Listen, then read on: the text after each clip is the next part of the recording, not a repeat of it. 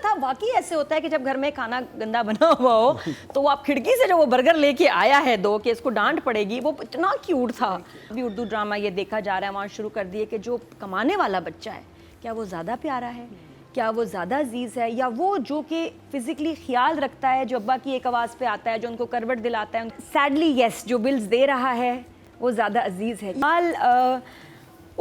So much is happening in this wonderful drama. मेरा जो उसमें हाईलाइट था वाज द करेले का सीन। ऑब्वियसली मुझे करेले का सीन बहुत मज़े का लगा, जो उनके एक्सप्रेशंस, वो जो हर घर में जो कैफियत होती है जब घर में करेले प्याज बनते हैं, ऐसे ही एक्सप्रेशंस होते हैं। और बहू जो बेचारी कुछ कह भी नहीं सकती, वो भी ऐसे ही जिस तरह खाते नहीं करेले निगलते हैं हम। अच्छा, मुझे तो बहुत पसंद है। I like that. It depends. It's an acquired taste. करेला is an acquired बहुत taste. हर बंदे को नहीं उस बड़े कीमा करेले is my favourite like all time. अगर आपको वो इसके लिए ना आपके अपने खून में ना थोड़ा कड़वापन होना चाहिए ताकि वो मतलब नहीं मिक्स हो जाए। in this drama then. हाँ, For- लेकिन for at least करेला पर scene. who cares, मुस्तफा और शजीना को नहीं पसंद। अच्छा। उनको जबरदस्ती खाने पर, और इतना नेचुरल था। वाकई ऐसे होता है कि जब घर में खाना गंदा बना हुआ हो तो वो आप खिड़की से जो वो बर्गर लेके आया है दो कि इसको डांट पड़ेगी, वो इतना क्यूट था। और वो खा रहे हैं, वो और बात है, बेचारे खा नहीं सके। हाईलाइट वाज कि जी जावेद शेख अपने जो है हॉस्पिटल पहुंच गए और and the son is back. जी हाँ, जो बड़ा बेटा है। और इसने एक डिबेट, मैं कहती हूँ ऑल ओवर द वर्ल्ड, जहाँ भी उर्दू ड्रामा ये देखा जा रहा है, वहाँ शुरू कर दिए कि जो कमाने वाला बच्चा है क्या वो ज़्यादा प्यारा है, क्या वो ज़्यादा अजीज़ है, या वो जो कि फ़िज़िकली ख्याल रखता है, जो अब्बा की एक आवाज़ पे आता है, जो उनको करवट दिलाता है, उनके लिए पानी लाता है, वो अच्छा है, या जो बिल्स दे रहा है।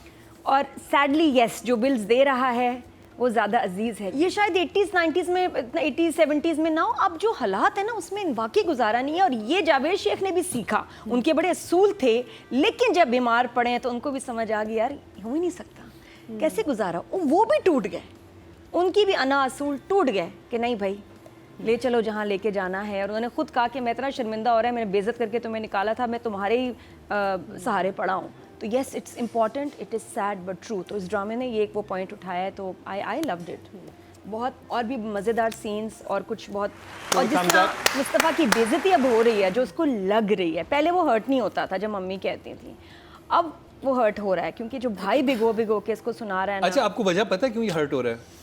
पहले वो अपने बचपन सुनता आ रहा था, अब उसकी बीवी मौजूद है सामने जिसके जो उसको अच्छा समझती है, ईगो भी आ जाता है। तो वो वहाँ पर जब किसी देखें, घर वाले भी जब डांटते हैं ना आपको, तो मेहमानों के सामने नहीं डांटते, जब चले जाएंगे फिर डांटेंगे। बिल्कुल। तो वही चीज़ है कि उसको वो चीज़ अब हिट करिए कि मैं जो मेरे एक सर्टन इमेज जो बनाना चाह रहा हूँ अपनी बेगम के सामने, वो नहीं बन रहा क्योंकि मेरी फैमिली बार बार मुझे इस तरह से और बेइज्जत वो हर बेइज्जती का हर लफ्ज़ जो है ना वो हमें भी महसूस हो रहा है। मुझे भी बड़ा सेंसिटिवली लिखा मुझे हुआ हाँ है। तो इमोजी दिखा दें।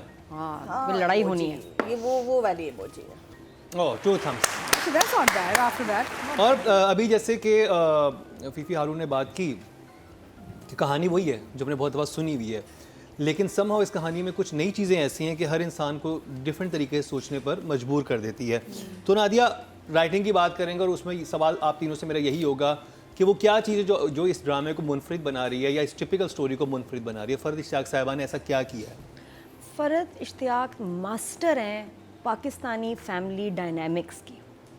उनको पता है, रिश्ते समझते हैं। जी तो हम सब रहे हैं, लेकिन उसको समझना और उसको अल्फाजों में उतारना बड़ा मुश्किल काम है। वो जैसे कैरेक्टर्स बनाती हैं और जैसी ज़बान लिखती हैं ना, वो आप मैं हम सब समझ सकते हैं कि यार ये तो हमारे घर में तो ऐसे ही बोला जाता है, बात सही है। वरना बहुत सारे हमारे डायरेक्टर्स के राइटर्स जो हैं वो पता नहीं कहाँ चले जाते हैं, फेक हो जाता है कि नहीं ऐसे नाम बोलते हैं ना ऐसे रिश्ते हैं। जेंटलमैन का हशर देख लें, जहाँ से शुरू हुआ और उसके बाद कनेक्ट ही नहीं कर पाए, रिलेट ही नहीं कर पाए कि ये कहाँ होता है भाई, हमारे घर में तो नहीं होता। तो इनके ड्रामे में वो हो रहा है जो हमारे घरों में होता है, असलियत। और कोई आपको ना ये एक इमेजिनेशन वाली एक हीरो आइडियलिस्टिक ये चीज़ें, सिक्स पैक चीज़ें ये नहीं दिखा रही हैं, असलियत बता रही हैं भाई असल में ऐसे होते हैं। और ये एग्जैक्टली वो काम कर रही हैं जो हमारे राइटर्स को करना चाहिए कि एक मैसेज देना, समझाना, सिखाना, तरबियत करना ड्रामे के थ्रू नई जनरेशन की। She is doing just that इस ड्रामे के थ्रू। असलियत, हकीकत, ये देखो, दिल देखो, नीयत देखो। तो she is a 9, she is wonderful. लाइनें रह गई जो ज़रूर मेंशन की जाएं, जैसे जब मैं उसके साथ होती हूँ तो दिल से हंसती हूँ। कितनी प्यारी बात थी कि क्यों उसके अपनी साथ- बहन को बोलती है हालांकि वो। बिलीवेबल नहीं है किसी के लिए कि वो खुश है, लेकिन वो खुश है, वो असल ये भी एक खुशी होती है कि दिल से खुश हूँ। फिर बीवी समझदार हो अच्छा ये तो बहन आग क्यों इतनी लगा रही है फोन कर करके कि तुम बताओ तुम खुश नहीं हो, तुम वो कह रही है मैं खुश हूँ। हाँ, बहन बदतमीज है, ऐसे ही उसको अपना शो मार रही है वो अपनी, उसको लग रहा है उसका कोई खुश नहीं है। हाँ तो उसका जोर से फूल दिलवाता है हाँ, उसको लग सिग्नल पे रहा रुक रुक है के। कि यही कि उसको जो दिखावा है उसको लग रहा है कि बस ये मोहब्बत है, हालांकि उसकी जो मोहब्बत है वो एक डिफरेंट मोहब्बत है। अच्छा, बीवी समझदार हो तो नाकारा शौहर को भी चला देती है, जावेद शेख ने बोला, बहुत प्यारी लाइन। और एक इतनी प्यारी लाइन थी कि बाप रोता नहीं, अंदर ही अंदर इसको रोग लगता है। ओह, और जिस तरह उन्होंने बोला बहुत खूबसूरत। और फिर उससे भी ज्यादा प्यारी लाइन जब फआद ने बोली, फाइनली मैंने कुछ कर लिया मेरी माँ, आई लव्ड इट। बड़ा मजे का था। बेगम कह रहा मेरी माँ फाइनली मैंने कर लिया।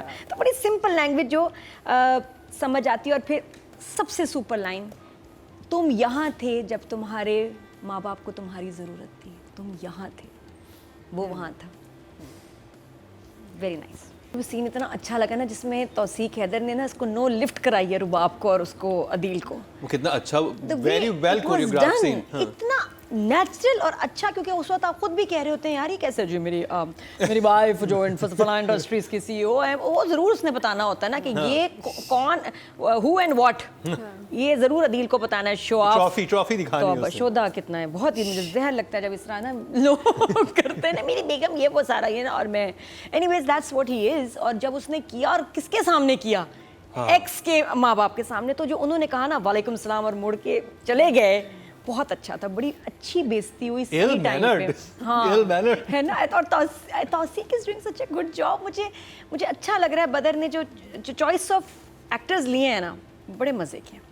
इवन बहन वो जिस तरह बात कर रही, कॉल गजब गजब की कैसी तबीयत। I think Maya so good, माया सो, जैसे नमाज पढ़ रही है, फिर सारी बातें सुन रही है, she is so much into मैंने हर ऐसी कैरेक्टर। इन्वॉल्व बहन नहीं देखी, वरना मैंने बहन हमेशा वही देखी, मम्मी फिर क्या करना है, मतलब ये वाली बहन होती है ना, no no, typical. Maya Khan is so good in Maya ने वो एक इतनी क्यूचिकू ऐसी होती हैं बहनें, प्यार वाली ना, बहुत मीठी, तो वो मिट्टी वाली बड़ी बहन है। lovable sister है ना, कि हर उसको बहन सब ऐसी अच्छे होनी लगते हैं। चाहिए। हाँ, और शुक्र अच्छी बहन है वो वाली, नहीं कि इसने क्या भी कल 2 दिन हुए हैं इसको, देखे कैसे जबान चल रही है, वो वाली बहन है, जूही माँ नहीं है।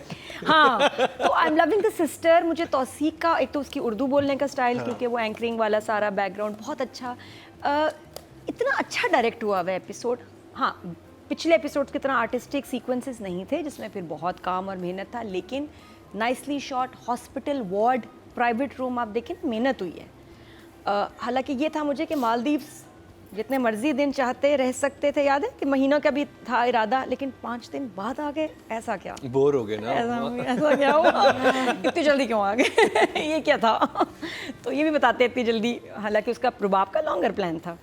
तो nice direction, 8 very nice. Atika ji बहुत डिफरेंट थे। मुझे लगता है वो हर दफ़ा कुछ ऐसे एक्सप्रेशंस दे जाती है जो मैंने तो नहीं एटलीस्ट देखे। They are so unique and so natural कि कहीं से भी ऊपर नीचे नहीं।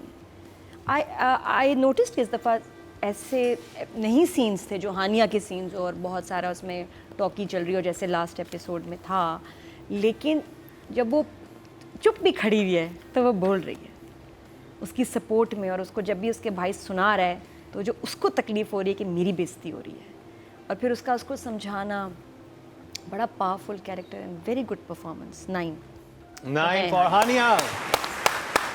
Atika ji so in 2 episodes में काम काफ़ी डिवाइडेड था अमंगस्ट कैरेक्टर्स, यानी कि जो हमारा ये 11th एपिसोड था, इसमें वालदैन का ज़्यादा काम था, उनके भी बहुत अच्छे सीन थे। और हम टिपिकली सिर्फ अपने मेन लीड्स को कर रहे होते हैं, but other people deserve to be also acknowledged. Javed साहब का बहुत अच्छा काम है। रुबाब का भी बहुत अच्छा काम है। बॉस बेबी ने भी अच्छा काम किया। नहीं, बहुत लोगों ने, यानी कि बैलेंस्ड इंटरव्यूज थे जहाँ दोनों एपिसोड्स में डिवाइडेड काम था काफ़ी लोगों का। It wasn't just based on Sharjeena and Mustafa. तो for this and then of course second episode जो हमारा 12th एपिसोड था, वो I feel was Imad Irfani का बहुत काम अच्छा था। तो फॉर दिस रुबाब जो Adeel and Rubab, but I think Adeel stood out for me. इस दफ़ा इनका ट्रैक भी इंटरेस्टिंग था। हाँ, क्योंकि थोड़ा सा अब उसमें जान आई है ना ट्रैक में, तो I would give her an 8। Fifi Haroon, आप कैसे देखती हैं हानिया आमिर की परफॉर्मेंस को एपिसोड नंबर 11 and 12 में? I actually think that this is one of the best serials that Hania has done for her, because Hania is, you know, एक सज्जल का है, इकरा का है, the same age group, right? But Hania has not always walked away with the acting laurels. लोग बात करते हैं acting की तो सज्जल की बात आती है, इकरा की आती है, इकरा की बात यमुना की आती है, हनिया थोड़ी पीछे till now has been. मगर this drama I feel ke has given, she's tremendous in it, because even when जैसे अदील का कैरेक्टर अदील अंदर आता है, उसके she doesn't say a word, she just side पे भी हो जाती वो है, साइड हाँ, पे हो जाती है, वो अपने मियाँ के साथ उस तरफ आ जाती है, और वो साइड पे उसके, you know, these are conscious things which she would not have done before because they were not close to each other, but now they've become close. And उसके एक्सप्रेशंस, उसके जिस तरह वो आहिस्ता, she is the stronger person in the relationship, जो आप title में भी देखते हैं कि वो उसके कदमों में बैठा हुआ है और वो she is holding him up, she is the strong one. और ये मुझे अच्छा लग रहा है कि she is developing his character as well. She is, वो बता रही है कि तुम इस तरह कर सकते